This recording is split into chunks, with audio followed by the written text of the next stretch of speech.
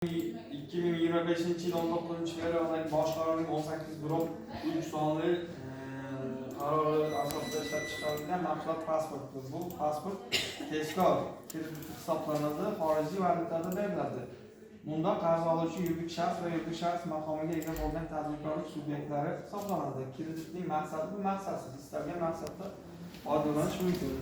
Qarz oluvchiga qo'yilgan talablar bu salbiy kredit tarixiga ega bo'lmasligi kerak. Boyagi muddatni kechiktirib yoki kreditlarga ma'lum bo'lmasligi kerak. Kreditning summasi garov qiymati kelishuv summasining 50% gacha, bunda maksimum 350 ming AQSh dollarigacha beriladi. Yakun naqddagi tadbirkorlar uchun 30 AQSh dollarigacha beriladi.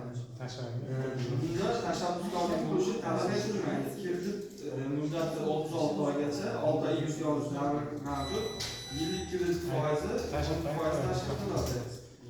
Bu moliyalashtirish manbasi bank o'z mablag'laridan hisoblanadi. Kredit valyuta turi bu AQSh dollari.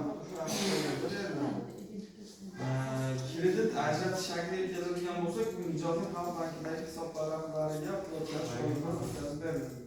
Garov ta'minoti ko'cha va ko'chmas mulklar hisoblanadi.